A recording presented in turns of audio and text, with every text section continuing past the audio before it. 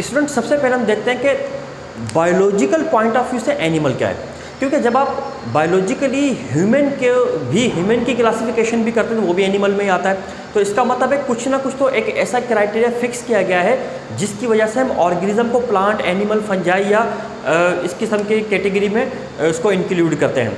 वैसे क्लासिफिकेशन के बारे में हम लोग जब अपने नेक्स्ट चैप्टर पढ़ेंगे, यानी इससे पहले वाले चैप्टर पढ़ेंगे, चैप्टर नंबर 5 वगैरह, तो उसमें हम डिस्कस कर लेंगे। लेकिन फ़िलहाल हम ये डिस्कस करने वाले हैं कि हम एनिमल किसे कहते हैं। स्टूडेंट एनिमल कहा जाता है उन तमाम ऑर्गेनिज्म को कि जिनमें ये कैरेक्टर मौजूद हो। मतलब कौन कौन से? सबसे पहली बात हुई कि एनिमल जो है वो यूकैरियोट्स होते हैं, मतलब उनके अंदर, उनके सेल्स में ट्रू न्यूक्लियस पाया जाता है, मेम्ब्रेन बाउंडेड न्यूक्लियस होता है उनके अंदर। दूसरी चीज़ ये कि जितने भी एनिमल्स होते हैं they all are multi cellular, तमाम एनिमल मल्टी सेल्यूलर भी होते हैं। इसके अलावा एनिमल की जो तीसरी खास बात है वो ये कि वो सब हेटेरोट्रॉफ होते हैं। अब हेटेरोट्रॉफ दो टाइप के होते हैं, लेकिन कौन से हेटेरोट्रॉफ? इंजेस्टिव हेटेरोट्रॉफ, निगल के खाने वाले इंजेस्टिव हेटेरोट्रॉफ होते हैं एनिमल। इसके अलावा एनिमल्स जो हैं दे लेक सेल वॉल, किसी भी एनिमल में किसी किस्म की कोई सेल वॉल नहीं होती। और इसके अलावा दे लेक क्लोरोफिल ऑल्सो, इनमें क्लोरोफिल भी मौजूद नहीं होता। ये बेसिक कैरेक्टरिस्टिक जिस ऑर्गेनिज्म के अंदर भी मौजूद होगी वो एनिमल होगा। अगर हम इंसान को देखते हैं तो इंसान के अंदर भी, यानी इंसान यूकैरियोट भी है, मल्टी सेलुलर भी होता है, हेटेरोट्रॉफ भी होता है, सेल वॉल भी उसमें, और सेल वॉल और क्लोरोफिल ये भी उसमें एब्सेंट होता है। तो ये तमाम कैरेक्टर चूँकि इंसान में भी होते हैं, इसलिए इंसान को भी एनिमल्स के अंदर ही इंक्लूड किया गया है। इसके अलावा भी कुछ कैरेक्टरिस्टिक होते हैं, लेकिन ये कैरेक्टरिस्टिक जो हैं वो तमाम एनिमल में, यानी यूनिवर्सली तमाम के तमाम एनिमल्स में पाई जाती हैं। इसके अलावा भी कुछ खासियतें हैं, कुछ कैरेक्टरिस्टिक्स होती हैं जो कि एनिमल में मौजूद है, जैसे कि लोकोमोशन। लेकिन लोकोमोशन तमाम एनिमल नहीं करते, लोकोमोट नहीं करते। जैसे स्पंजीज हो गए, फाइलम नाइडेरिया के बहुत सारे एनिमल ऐसे होते हैं। अब तो हमें पढ़ने वाले हैं सारे के सारे एनिमल्स को, उनके कैरेक्टरिस्टिक्स को, तो बहुत सारे आप एनिमल्स देखेंगे ऐसे कि जो कि लोकोमोट करने की एबिलिटी रखते ही नहीं है। इसके अलावा कुछ और कैरेक्टरिस्टिक जैसे कि रिप्रोडक्शन। अब रिप्रोडक्शन दो टाइप की होती है, एक होती है सेक्सुअल, एक होती है एसेक्सुअल रिप्रोडक्शन। एसेक्सुअल रिप्रोडक्शन कहते हैं रिप्रोडक्शन के एक ऐसे टाइप को कि जिसमें एक नई जनरेशन पैदा करने के लिए एक ही पेरेंट रिक्वायर्ड होता है। और सेक्सुअल रिप्रोडक्शन कहते हैं रिप्रोडक्शन के एक ऐसी टाइप को कि जिसमें न्यू जनरेशन को पैदा करने के लिए दो पेरेंट्स यानी मेल और फीमेल ये रिक्वायर्ड होते हैं। अब मामला ये है कि दोनों टाइप की रिप्रोडक्शन एनिमल्स में होती हैं, लेकिन sexual reproduction is a universal occurrence in animal kingdom, जबकि एसेक्सुअल रिप्रोडक्शन नहीं होती सब में। कहने का मकसद ये कि एसेक्सुअल रिप्रोडक्शन कुछ एनिमल्स में होती है, जबकि सेक्सुअल रिप्रोडक्शन जो है दुनिया के तमाम एनिमल्स में पाई जाती है।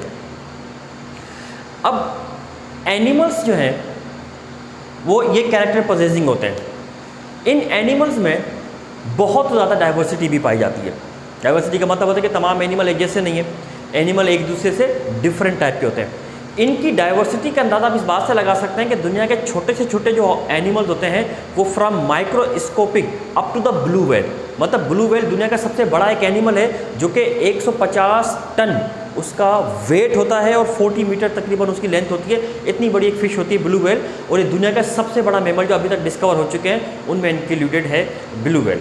तो अब एक माइक्रोस्कोपिक ऑर्गेनिज्म से लेकर ब्लू व्हेल तक इनके बीच में लिविंग ऑर्गेनिज्म के अंदर बहुत ज़्यादा डाइवर्सिटी पाई जाती है। अब प्रॉब्लम ये है कि इस डाइवर्सिटी को कैसे दूर करें। पहले हम ये समझने की कोशिश करते हैं कि डाइवर्सिटी है क्या चीज़, फिर हम ये समझते हैं कि डाइवर्सिटी को हम किस तरीके से रिड्यूस कर सकते हैं। देखिए स्टूडेंट, डाइवर्सिटी को अगर आप अपनी कॉमन लैंग्वेज में ट्रांसफ़र करना चाहें इस टर्म को, इस वर्ड को, तो डाइवर्सिटी का मतलब होता है वैरायटी, मतलब डिफरेंट टाइप्स, एक दूसरे से डिफरेंट टाइप्स होना। ठीक है, हम आम तौर पे डाइवर्सिटी कहते हैं इस चीज़ को है कि कोई भी चीज़, एक चीज़ किसी दूसरी चीज़ से डिफरेंट हो। अब एनिमल्स में इतनी ज़्यादा डाइवर्सिटी पाई जाती है कि कहा जाता है कि मिसाल के तौर पे आप लोग फाइलम्स पढ़ते हैं, इसी चैप्टर में हम सारे फाइलम्स डिस्कस करेंगे मेजर। उनमें एक फाइलम है फाइलम आर्थ्रोपोडा। उस फाइलम आर्थ्रोपोडा के अंदर ही तकरीबन 1 मिलियन स्पीशीज़ हैं, यानी टोटल 33 फाइलम्स हैं। उस 33 फाइलम्स में से एक फाइलम है फाइलम आर्थ्रोपोडा, उसमें 1 मिलियन डिफरेंट टाइप की स्पीशीज, मतलब 10 लाख टाइप के एनिमल्स पाए जाते हैं। तो इसके अलावा बाकी ये फाइलम्स और भी हैं, उनमें भी डेफिनेटली डिफरेंट टाइप के एनिमल्स पाए जाते होंगे। इस डिफरेंस को हम बायोडाइवर्सिटी कहते हैं, यानी लिविंग ऑर्गेनिज्म का एक दूसरे से डिफरेंट होना। ये जो बायोडाइवर्सिटी है इसका क्या बेनिफिट है या नुकसान है, क्या चीज़ है? देखिए, ये जो लिविंग ऑर्गेनिज्म है, चाहे प्लांट्स हो या एनिमल हो, ये जब एक दूसरे से डिफरेंट होते हैं तो इनके फ़ायदे डिफरेंट बनते हैं, इनका यूज़ डिफरेंट बनता है।